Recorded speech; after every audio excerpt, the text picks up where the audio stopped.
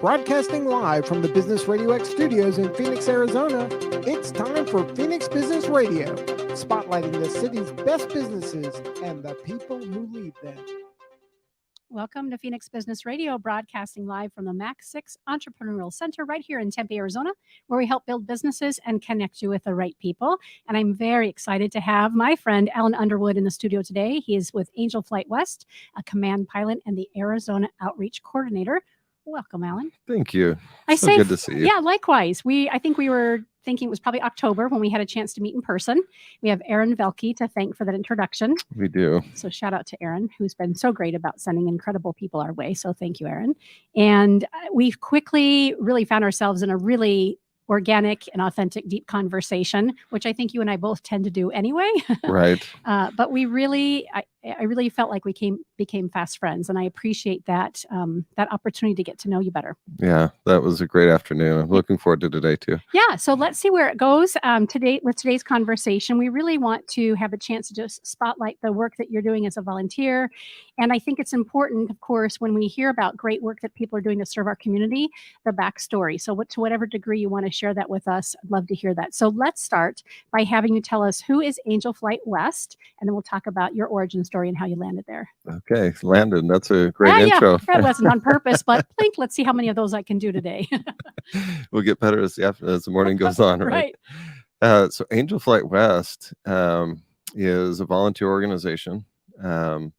We give healing and hope to people using donated aircraft, pilots who donate their time. A really good example of that, I'll just share my most recent experience with Angel Flight West is had an opportunity to fly with a young man who lives in Bakersfield, California, and was undergoing treatment for an autoimmune disease that was attacking his brain. And the best treatment option for him was Tucson. And so obviously that's a very long commute for his family to make that trip. Fortunately, they connected with a social worker who had interaction with Angel Flight West. They posted that a flight was available. I picked up that flight. And so in this case, I was helping him return home. So I flew to Tucson, went and picked he and his mom up and drove him to the airport. And then we took my plane. I flew him to Lake Havasu where we had lunch. And then another one of our Angel Flight pilots picked him up there and took them home. And so that's one example of just how we serve people in need. And really what it is when somebody has a medical crisis of any kind, really, there's three questions that really come up. And the first one is going to be, what are my options? How am I going to deal with this problem? Where is the best treatment? The next one is, how are we going to pay for this? Because the cost of that travel can added to the medical cost can just be devastating for families. And then the next one is logistically, how are we going to handle that? And so what I love about Angel Flight West is all of those questions we can answer. We answer the question of what your options are by providing that free transportation by air. We answer the question of how are you going to pay for it, because we cover the cost of that transportation entirely. It's 100% free to the families and to the service providers. And then also logistically, that drive would have taken him 7 hours. And between the couple of flights that we did, it was about maybe 3 hours of travel. So it's just a wonderful organization. Do you know how it got started and how long ago Angel Flight West started? Yeah, so I was just in Santa Monica for our annual retreat. Where it originated, right? Yeah. Originated there 40 years ago. And since that time, it's grown. We have about 2,000 volunteer pilots now. And honestly, our biggest challenge is not getting pilots to fly, because we love to fly as pilots. That's the easy part. The more difficult part is connecting with hospitals, caregivers, cancer centers, burn treatment centers. We do flights for victims of domestic violence and abuse so that they can relocate to an area that will be safe. Disaster relief missions. And they didn't have anybody doing outreach in Arizona until I volunteered to do that about 6 months ago. And it's been wonderful connecting with, I had a meeting with the governor's office on faith, family, and community a few weeks ago. I've been meeting with Yuma Regional Medical Center. But really my biggest goal this year would be to connect with outlying communities and their hospitals. And that's been difficult to do post-COVID. They don't want to let you in the door to to talk to them. Even though you have this great gift that comes with no cost, no strings attached. Yeah. Sometimes we're leery of that, right? Right. They think there's some catch. Yes. Yeah. How often, when you are having these conversations with these decision makers and people who could really benefit from your work, do they say, "We've never heard of you"? Does that happen frequently? Not you necessarily, Alan, but even anybody in the organization. Yeah. Well, speaking of my experience, every time. Really? Yeah. I've never had a time where I've met with someone where they've said, "Oh yeah, I've heard about this, but we we're just not forgot." using it." Yeah. I've never had that happen. Yeah. So Okay. that So would be fun for it to happen once. yes. What a great need then. And the fact that you've said, "Let me help" on the end of outreach here in Arizona specifically. And when you talk about the outlying areas, you're saying outside the greater Phoenix area. Yeah. So targets for me this year would be areas like Show Low, Safford, Yeah. Navajo County, any of Page, Flagstaff, Havasu, Yuma. So any of those areas where we know they're not served by a children's hospital, Yes. and they're probably not going to have advanced care for cancer, burn victims. They may not have facilities that can meet the demand for domestic violence and abuse victims. We also fly blood and tissue donations. So those are missions that we serve on a regular basis as well. But those ones seem easier to find. The blood banks are usually pretty easy to get in touch with. So it's really the medical centers that we want to be in contact with and letting them know that this resource is available. We estimate right now that we're only serving maybe 5 to 10% of the people that we could be serving. And so there's a lot of room for improvement. I already have an idea. We'll talk I about love it it. after the show. Yeah, fantastic. Wow. Were you a pilot in your previous career? Tell our listeners about how you found your way to becoming a pilot. I was a wannabe pilot for most of my life. In fact, the first time that probably that occurred to me, I was 6 years old. My grandpa was a master sergeant in the Air Force. He worked at Luke Air Force Base. And I can remember at a young age him putting me in the cockpit. I think it was an F-16. If it wasn't, I want to say that it was because I love the F-16. Let's just go with that. Yeah, we're just going to pretend. All right. But I think that's what it was. And ever since then, I would go to air shows. I've taken my kids to air shows. It was always a desire that I had. It was something I never pursued after I got married. My wife's uncle was killed in a small plane crash. And so for her, there was a lot of fear with me climbing in an airplane. And so, no, I actually didn't start flying until about a year and a half ago. And yeah, in that time went from never having flown a plane to being a commercial and instrument rated pilot. And I've crisscrossed the country a couple of times in airplanes now and just love every minute of A it. year and a half ago. Yeah. That's incredible. Yeah. So you've got a little tenacity and drive in you. Tell us about your career now. So you do this volunteer wise. Are you also currently working, and what do you do that gives you room and space to volunteer in this capacity? Well, room and space is relative. I don't know that the desire that the work will ever keep up with the desire to serve. Well, I've done a lot of different things. I've always been an entrepreneur. That started probably when I was really young. I think I started delivering newspapers when I was like 11 years old. Right now, my primary focus is in real estate. I'm developing about a 100-unit apartment complex in Mesa from the ground up, which I haven't done before. That's right. So I've been figuring that out as I go along. We're just about to the point where it might actually start looking like we're doing something with the property. So that's exciting. That'll be, a culmination of about 6 years worth of work and effort, and that probably could have been done by somebody more intelligent in maybe 2 or 3 years. But I wanted to learn the process. So that's what we've done. And then in addition to that, I've also recently, and this is since you and I spoke last, through some of the outreach that I was doing with Angel Flights, ran into a problem needing a solution. And what that is the baby boomer generation, as they're aging, there are a lot of them, especially with recent increases in home prices and rent, that simply can't afford the price of rent. Many are ending up homeless. And I ran into a group that was basically they were renting a house and then subletting to 8 or 10 seniors who were sharing rooms. They're independent, so there's not care provided. It's not like a residential assisted living, and they're renting a shared room for $600 to $1,000 a month. And their biggest challenge was they were social workers and care providers, not business people. They didn't understand how to leverage finance, how to find off-market properties, and use those to serve the overwhelming demand that they have. All of the houses they have are completely full, and they have every day they're getting phone calls for other people that need a place to go. And so since November, we've opened 3 of those homes, and we're looking at 2 in Dallas and another 2, hopefully 2 to 3 this month that will come online here in Phoenix. And so we're providing the real estate, they're providing the care and the logistical support for those seniors. And it's just been a really gratifying thing.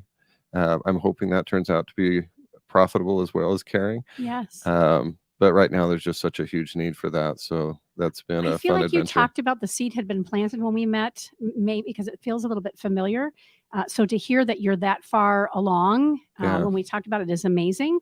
And if I recall correctly, I think I remember you saying too that really there's no reason to reinvent the wheel on some of these things that we do when we're servant leaders. How can we help each other achieve Right. a mission? Does that sound familiar? Yeah, 100%. Yeah. Yeah, and really what it was is I like to see myself as an accelerator of what other people are doing. So they already knew, they already had the connections for the seniors. They already knew how the houses needed to be set up. Their challenge was just how do we go out and expand this? And that's what we've been doing. And it's a challenge with the cost of homes, even in a declining market right now and higher interest rates. For us to be able to acquire a home that then these people can afford is a difficult challenge and requires a lot of work and effort. But it's also really rewarding because, again, a lot of these people were sleeping in their cars or other things before they get into a home. So. Wow. So you mentioned the other state that you're in right now already helping there is where? Right now, in fact, I should be under contract on a house in Dallas, the Dallas-Fort Yeah. Worth area by the end of the day. So. And I'm sure the demand and need is all across the country. Yeah, and we've only talked to people in those 2 markets. I think there are probably other people that are trying to meet that demand. That's an objective that we have, is to meet them and see who they are and how can we support what they're doing. So just really motivated to provide housing for people that wouldn't be able to do it otherwise. Yeah. So. Tell us about any growth opportunity that you've had in your life, either as a young man growing up or even in recent years, that really has helped shape who you are today. Is there any chat? I mean, you're talking about helping people who have great challenges, right? And Right. sometimes we're inspired and motivated because we have somebody, an influence like your grandfather, those sorts of things. But where has your life taken you to lead you to how you are doing this today and being the servant leader that you are? No, thank you for asking that question. So when you were asking that, the thing that came to mind is my wife's a gardener, and any good gardener will know that before anything comes out of the ground, it usually has to get pushed pretty deep into the ground. Wow. And I would say that's where the learning and growth has come, is for me. And that started, and you and I discussed this a little bit. But like I said, I've always been an entrepreneur. I owned a restaurant chain. I did car dealerships, and very successful. And then all of that started to unravel a little bit in 2018 for me personally. We found out that my mother-in-law had cancer, and within a week she was gone. And that was a huge blow. It was a total shock to the whole family, to my wife especially. They were best friends. They walked together every morning. remember They you lived a saying mile this. away. And honestly, I didn't realize how difficult that was for her. That realization would come a little bit later. About 13 months later, she also lost her dad to cancer. And again, just another blow. But then after that, in October of 2020, my dad had a massive stroke and passed away. And in the midst of the pandemic, we weren't allowed to be in the hospital Right. for that passing. And I have gained a very real appreciation for trauma and for people that struggle with depression and anxiety. I would say prior to those experiences that I don't say I wouldn't say I was indifferent to what they were feeling, but I also didn't understand it, and so was not very compassionate towards it. We don't know when we don't know. Yeah. Well, my basic attitude was like, okay, so you're sad, like go feel better and get back to work or whatever it was, not recognizing that trauma alters your brain. It changes you in ways I think that sometimes we're not even aware of. And for me, in the middle of the pandemic, with all of that stuff going on in the background, I just felt like I couldn't function. Had always been very high functioning, always able to envision the next step and take the next step. And I would show up to work, at 9 or 10 o'clock in the morning.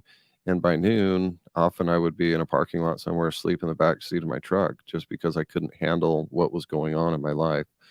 And I knew pretty quickly that if something didn't change, that it was not only would I be hurt, but all of the 20 or 25 people and their families that were working with me would be hurt because I wasn't able to lead during that time.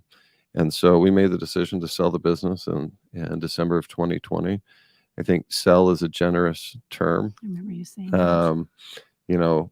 If I sat down with 100 business guys in Phoenix and showed them that transaction, they would be wishing that they were on the purchasing end of that transaction, or they would wonder what really was wrong with me when that happened. It wasn't much of a sale; it was more of a gift.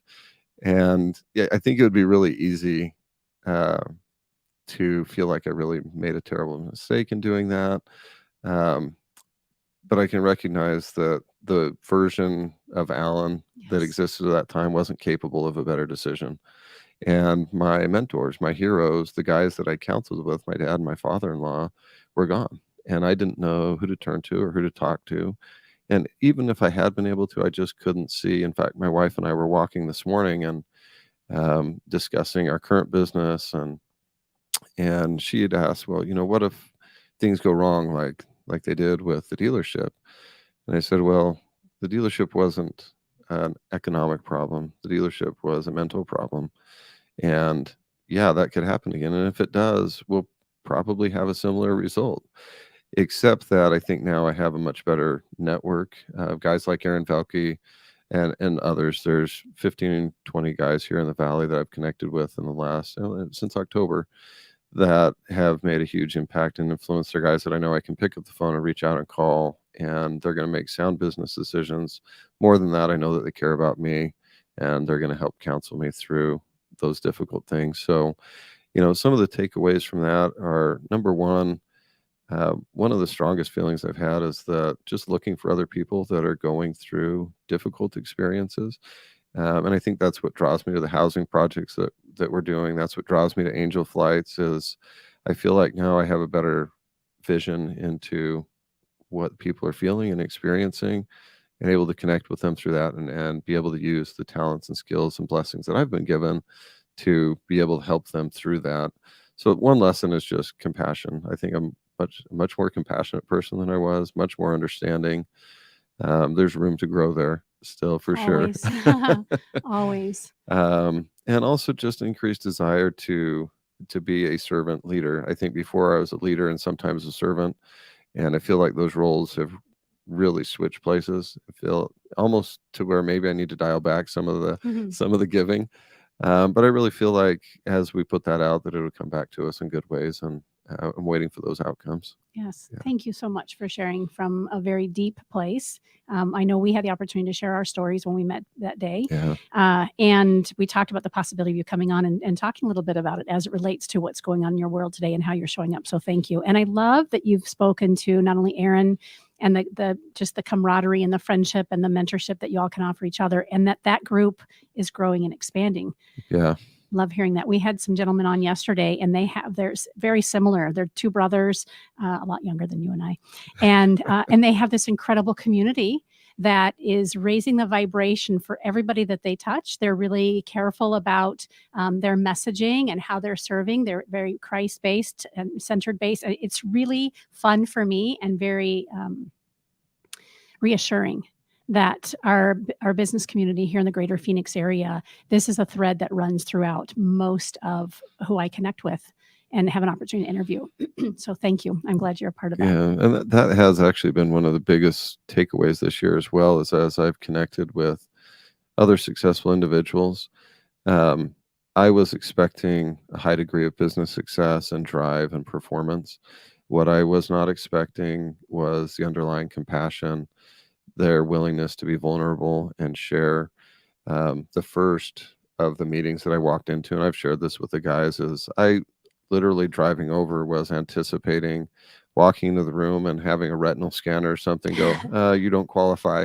You can turn around and walk out the your door. story then, but I remember you saying you went in a little intimidated. Very intimidated. And I'll never forget one of the guys there, as I talked to him and shared while I was feeling that way, he was just very willing. He said, I'm a recovering cocaine addict and I belong here. You belong here.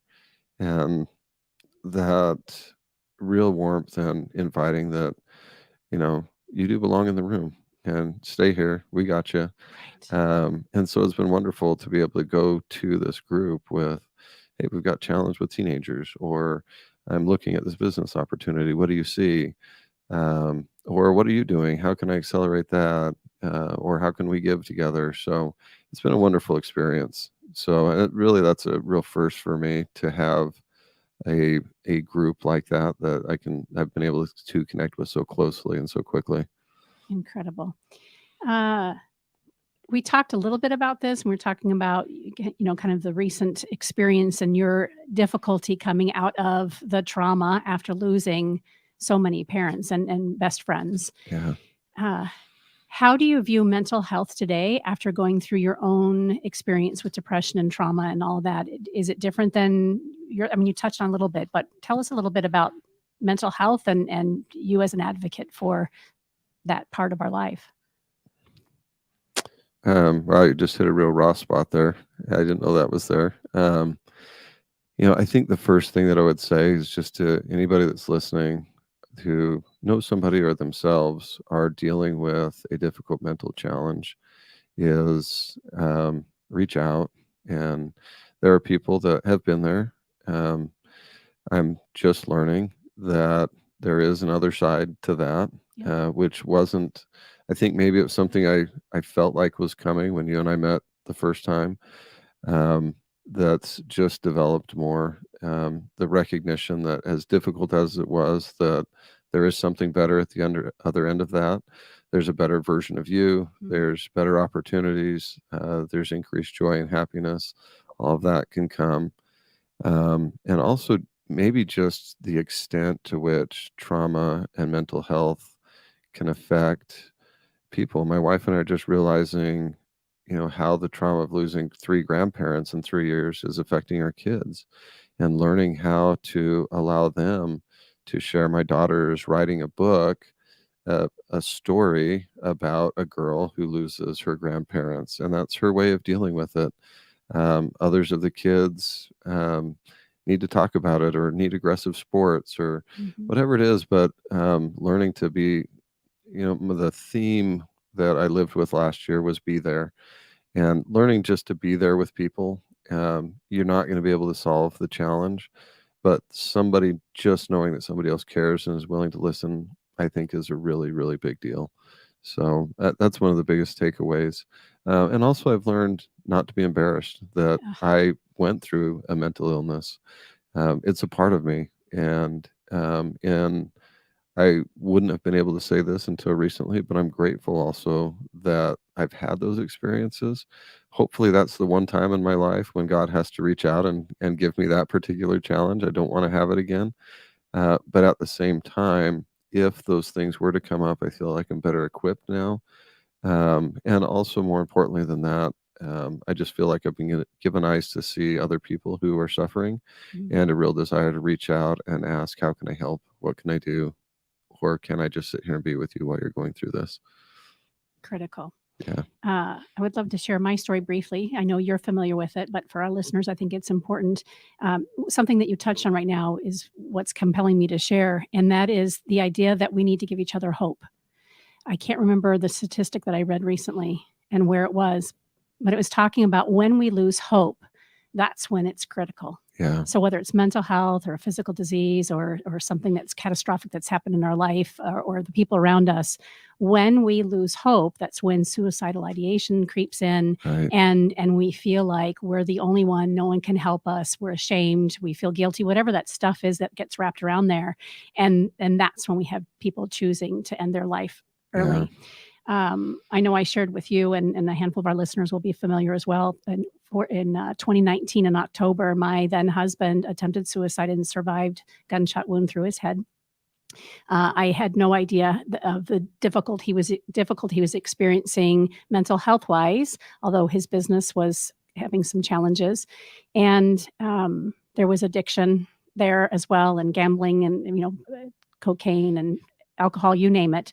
I didn't realize the magnitude of what he was experiencing, and I lost him to that battle, even though he's still alive and living in Wisconsin now. So for the last 3.5 years, up until probably right around Christmas time, I've been trying to find my way out of a paper bag, keep my businesses afloat, be willing to ask for help, accept the community's help. And about 3 or 4 days after he landed in the hospital, I shared this with you. I think I recall telling you, I woke up and I had it on my heart to talk about what was happening while it was happening. I've always been an open book and an open book on social media. It's one of the things that I've been known for business and personally. And I thought, oh, you can't ask me to do that right now. This is not my story to tell. I'm not the one laying in the hospital, and this is just too big. I don't know how I'm going to navigate my way through this. And the message, and it was planted on my heart divinely. This is what I prepared you to do your whole life. And I thought, oh my gosh, how could that even be possible? And I'm grateful for the community. I'm grateful for having a voice. I've become an advocate for trauma-informed workplaces, working through mental health issues. I have a 15-year-old who's, his dad is we've lost his dad to this, and helping him, like you mentioned about your kids, find his way of having a conversation with himself, with me, with friends, with professionals, so that he doesn't feel the shame or the I'm different.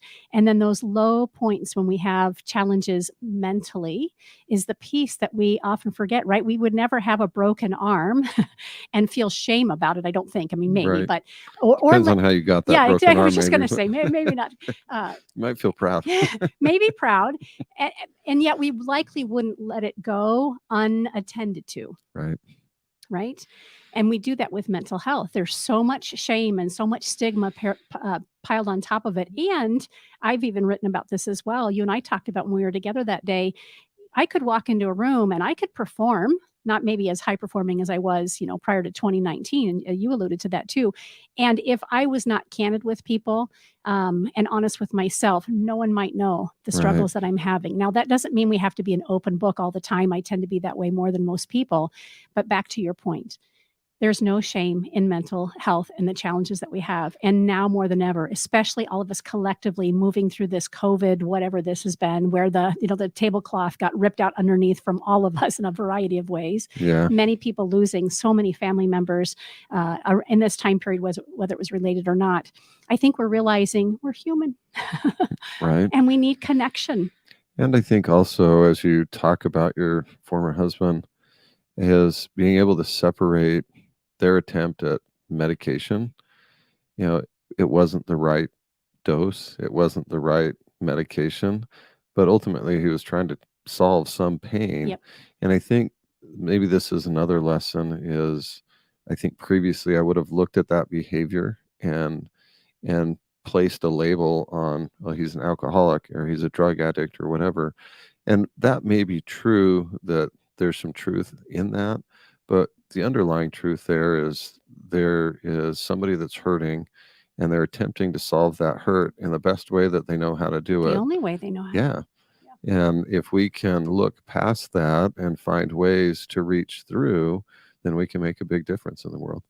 It's interesting. I was at a birthday celebration in December, and my ex-husband and I shared the same birthday in December, and it was about 1 o'clock in the afternoon, and I was around 20 friends. They'd all got done sharing kind of their hope for me this coming year, and then I got to say something, and it was at 1 o'clock that I realized this is the first time in 17 years that I had not. My first thought was not that we shared our birthday together, and so I went, wait a second. To me, it was a sign of healing, not that I don't still love and care for him. And it was like, wow, I really am healing. Yeah. And my birthday is my birthday again. And so I raised a glass and orange juice for me. And we toasted to Mike and his birthday. And it just kind of like sat in this, oh, how nice that I'm on the other side of that.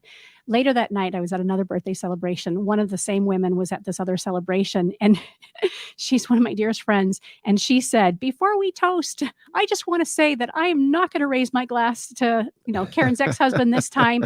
The anger Yeah. and the sadness that she still harbored and carried on behalf of my situation and my story, and also having lost a friend because she knew Mike, Yeah. really hit me by surprise. Because as you just spoke to, we tend to feel angry and frustrated and point a finger and label, and none of that is really helpful.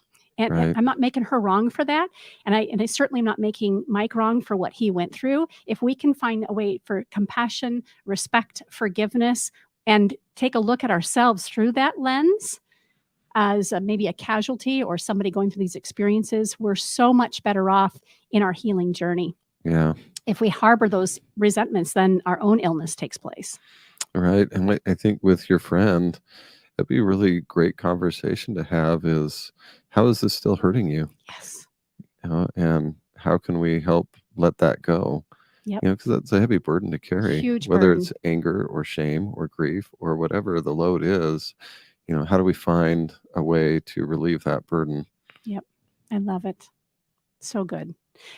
Tell us what you do on a daily basis to take care of Alan. Is there something that you do that keeps you tuned in and top notch now that you've been, you're kind of on the other side of this period of your life that was so difficult? I think the first thing, and this is recent, even within the last week or so, I recognized that I was kind of getting sucked back into um, using work as a medication. If I'm too busy to think about life, then I don't have to think about it. And I spent a weekend, like I said, that angel flight retreat, and that was good for me in a lot of ways. I was able to step back out of life and look at some things. When I'm firing on all cylinders right now, I start off the morning. I've always been an early riser, so I'm usually up by 3 o'clock. I have some affirmations that I've recorded on my phone that I listen to as I get dressed. And then I'm out the door to the gym because I know that if I don't get up and head to the gym right then, I'm not going to do it in any other time of the day. It works for other people to go at lunch, whatever. It will never work for me, or at least I haven't allowed it to work so far. So I'll go to the gym. While I'm there, my gym routine is pretty simple. I have 4 exercises a day. They're different ones. And I've done that because I know that I'm going to stop pretty regularly during that workout because I'm listening to a podcast and I'll take notes on what I'm listening to. So it's a workout for my mind. It's a workout for my body.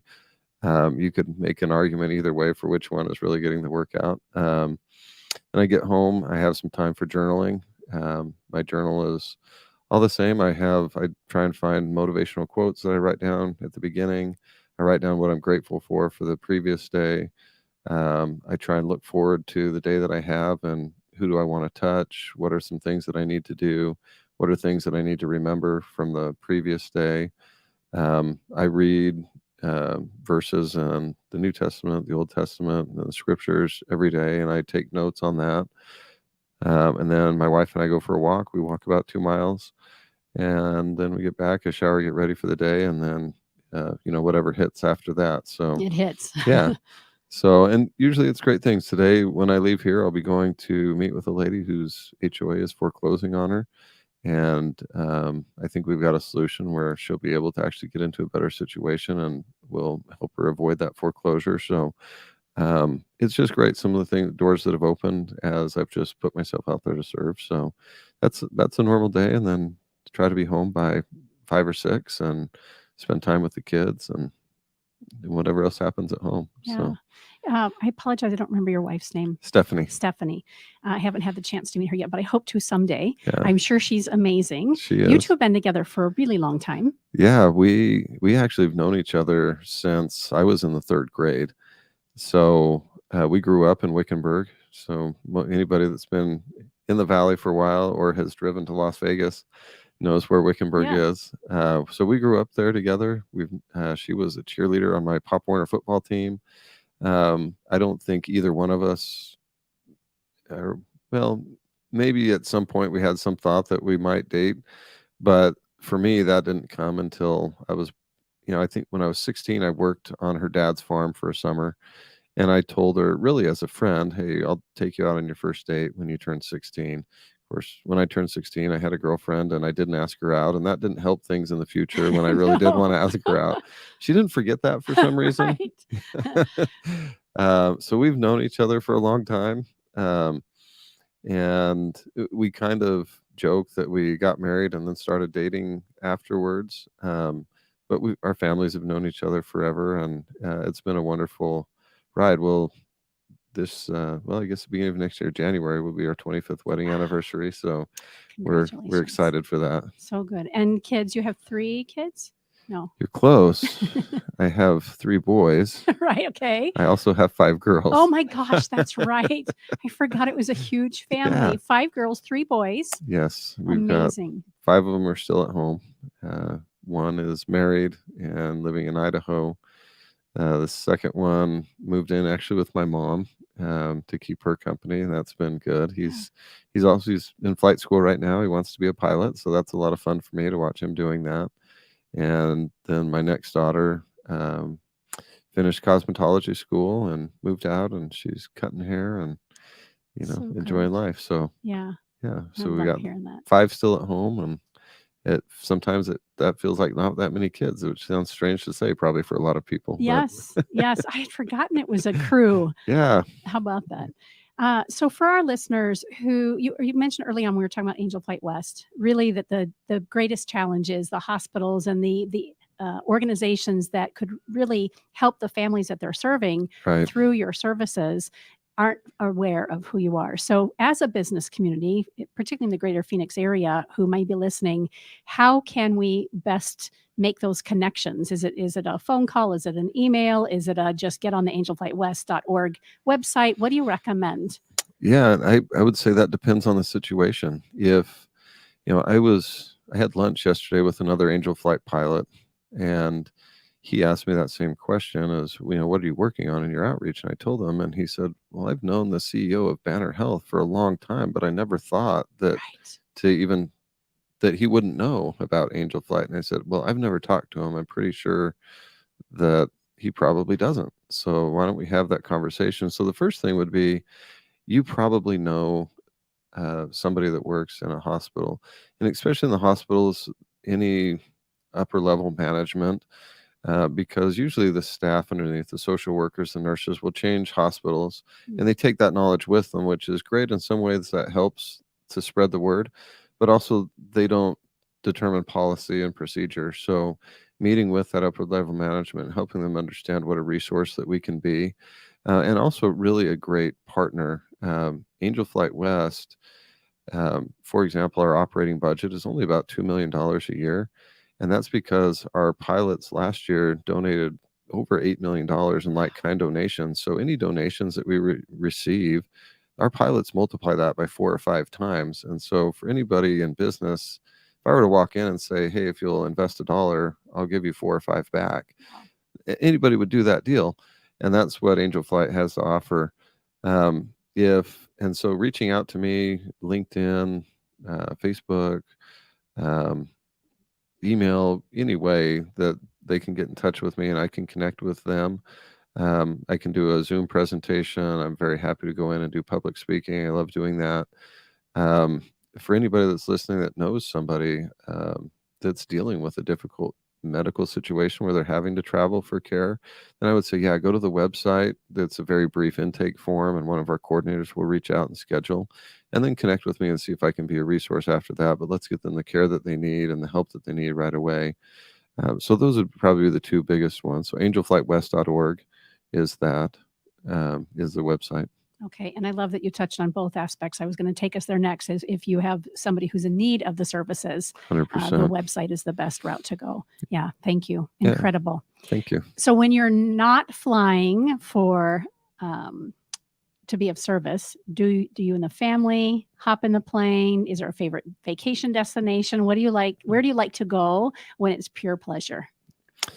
So I didn't know you'd keep going with that question. I thought you'd stop with when you're not flying. What are you doing? And I was going to say I'm thinking about flying. Okay, good. My favorite destination overall is I've been to South America several times, to Ecuador. I love visiting that country. I have friends there, and just enjoy everything about it. Locally, I fly with friends and family to Sedona quite often. You and Aaron just went, I think. You Yeah, said. Aaron and I went. And I just had a fundraiser up there for Angel Flight West. Was hosted by another real estate business person from the Phoenix Valley that was so gracious to have us do some fundraising there. I've flown to California 3 times in the last month, and really, I love seeing new things and experiencing new things. So the airplane shrinks the world a lot for me, so I'm able to cover a lot of ground in a hurry. And so I don't know, Bear Lake, Idaho, Utah would be another, maybe second to Ecuador. But there's a lot of other places I want to discover. So. And how long has it been since you've been to Ecuador? It's been a while. Well, so the last time that I went, my mother-in-law was watching our kids. So there may have been another. I think my daughter went and lived down there and helped and volunteered in an orphanage. So I may have gone one time after that, but it was probably 2018 or 2019. Oh, wow. Any plans in the near future to go? Not in the near future. Right now, for our 25th anniversary, we're saving to take the whole family to Hawaii, which we've never gone. And what island do you know yet? Well, my daughter lived in Laie for a little while, so we want to visit there and see the Polynesian Cultural Center. I'm hoping that I can rent a plane when I get there and visit some of the other islands. Oh, smart. Yes. Oh my gosh. Good stuff on the horizon. Right. Very good. Whether or not my wife will climb in the plane and cross the ocean with me is yet to be determined. She does fly with you. She doesn't love it. Still, yeah. Well, her biggest concern is, I think, if something happens to me, she knows that she's going to be taken care of financially, and she'll be there for the kids. If something happens to both of us, our kids are going to be hurting. Yeah. So I think they'd be fine without me. They would be terrible without her. She's a wise woman. Yes. And I appreciate her letting you spend time with us today, and you wanting to come and share your story. And more importantly, really letting more people know about Angel Flight West. Oh, thank you. It's so good to be with you again. Yeah, it's been wonderful. Much too much space in between. And we'll have to have another opportunity to come together and have Aaron be part of that conversation. No, that would be a lot of fun. Yeah. So you mentioned LinkedIn. You're also on Facebook and Instagram. I had mentioned angelflightwest.org. I just want to look at my notes to make sure that's correct. It is angelflightwest.org. Yep. And Alan Underwood, when you're looking for making a connection with you on social media. Absolutely. Thanks, Karen. Yes, you're welcome. Anything else I didn't think to ask that's on your heart to say and speak to as we close up today's episode? I think we've covered it. Some good ground. Yeah. I love the conversation, and I think just that if you know somebody that's in need, reach out. We want to. The biggest problem we have is not having enough flights for our pilots, and so we'd love to. Or if you're a pilot and looking for something really good to do, or if you're a pilot that's still in training, you'll have the opportunity to fly with guys that have thousands and thousands of hours and some airplanes that are really fun, and you're doing something that will change your life forever. So good. Thank you again for being here. You've been listening to Phoenix Business Radio, broadcasting live from the Max 6 Entrepreneurial Center. Some media leans left, some lean right, and we lean business and philanthropy. Until next time, I'm Karen Nowicki. Thanks for listening.